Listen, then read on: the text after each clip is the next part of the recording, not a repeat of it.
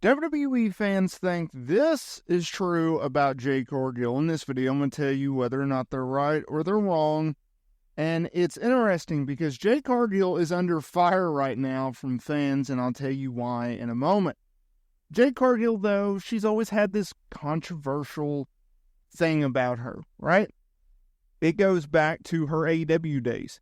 You either love her or you hate her, whether you support her or you don't support her. You think she's overrated or justifiably rated, right? There's never been just a status quo.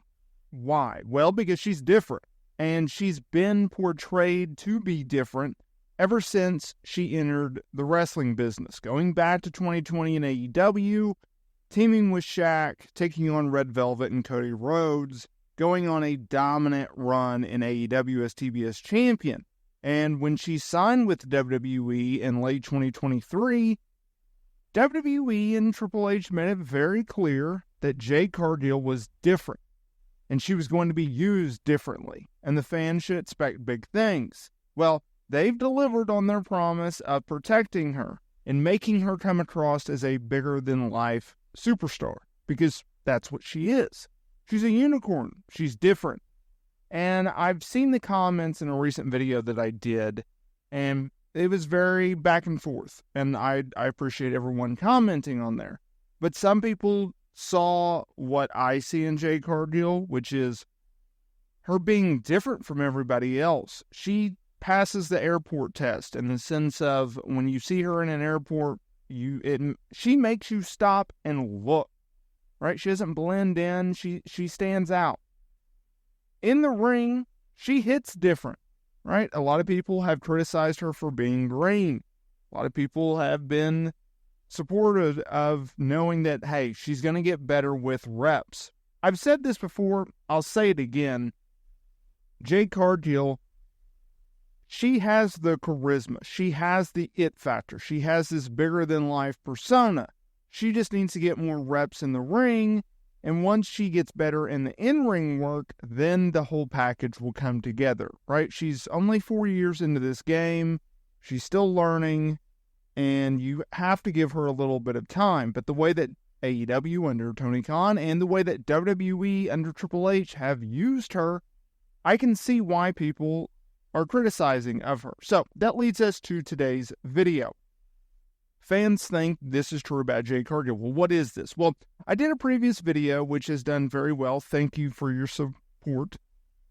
About Jade Cargill and Bianca Belair losing the women's tag team championships at Clash at the Castle, right? It was a triple threat. Isla Dawn, Alba Fire, they walked away with the titles after pinning Shayna Baszler, and I think it was Shayna Baszler that took the pinfall, but Zoe Stark was also in the match. And in retrospect, it makes sense. You take the titles off of Jade and Bianca without having them lose or be pinned, right? So I get that. But Jade came under fire and was being absolutely destroyed by fans because there was a spot where Shayna had her in a rear naked choke or asleep, and Jade tapped. And they showed it on camera, and the announcers brought it up, and it was like, oh my God, this is a big deal. Did she tap? Did she tap? And the referee saw it, acknowledged it, but didn't, ring the bell and Shayna be declared the winner as she should have been. Well, there was another spot that it took a minute for fans to go after, because once this spot where she was seen tapping went viral, then fans started picking apart Jade Cargill's match, right? And there was a spot where she took a hot tag and she was supposed to do a springboard move. Well, she fell when she did the springboard move. And I saw people, and that's the inspiration of today's video, which is they think that she has been absolutely exposed. From the tapping to the mistake with the springboard move to other quote-unquote botches, that she's been overexposed, and now there's no hiding what she is. She's an overhyped talent. And it's like, no. She had a rough night at the office. You've had a bad day. I've had a bad day. We've all had bad days. But you know what? You get up the next day, you go to work, and you put your best foot forward. That's what Jade Cargill's going to do. She didn't get exposed. You think a match exposed one person? One match exposed her, and she can never recover, and you cannot fix it. You cannot get better. You cannot improve. It is all downhill. They might as well fire her tomorrow and her retire from the wrestling business forever. No, calm down. That is the narrative coming from Jade Cargill haters or those who do not want to see this woman succeed because of their personal insecurities. That's all that boils down to.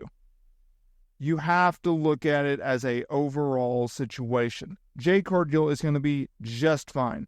Her push in WWE is not going to change one iota because she accidentally tapped and she accidentally botched, quote unquote, a move.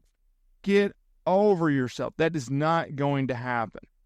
They are going to continue to do whatever they're going to do with Jade Cargill and Bianca as a tag team. And moving forward, once that run is over, then I think we get a feud between Bianca Belair and Jade Cargill. Hey, I could be wrong, right? I did a previous video talking about how I think when they do the split, I think Jade has to be the heel because I don't think Bianca can be a believable baby or a heel, right? I think she's too much of a beloved babyface. I don't think she would come across as a great heel. I could be wrong, though. And we've already seen Jade as a big dominant heel before, so I think those dynamics just work. But I wish I could remember his name, but there was a guy that commented on a recent video, and he said that, well, what if we just don't get a feud between Bianca and Jade? And it made me think, it's like, oh, yeah, that could work. You could just split them off, right? We've seen that in the past. This is not unheard of in the wrestling business where two top stars or even just a pure regular tag team, they just go their separate ways, right? There's no feud, there's no big turn, there's no grudge, there's no heat, there's nothing. It's just, hey, we've had our run. Hey, I want to go do a singles run. Adios. That could absolutely happen. If you want to keep Jade as a babyface, you don't want to turn Bianca heel. You don't want to turn Jade heel. Yeah, you could do that. Now, the problem is we're eventually going to get a singles match between them. They teased that in the Royal Rumble match. They've both talked about how they want to do that match. They think that that could be a big-time match. I do too. I think it's a WrestleMania-worthy match. But maybe you push that way down the road. Maybe you kick that can way down the road. It'll be interesting to see what they do, right? Either way, we're eventually going to get a Jade Cargill-Bianca Belair match.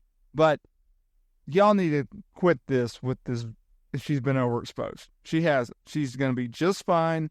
Everybody take a deep breath and move on. It was one night. It was one match. Hey, join the movement and hit that notification bell so you are notified every single time we upload new wrestling content here to the channel. Also, if you haven't already, go like us on Facebook. We are growing over 40,000 followers over there. Thank y'all so much for watching, and I will see y'all in the next video.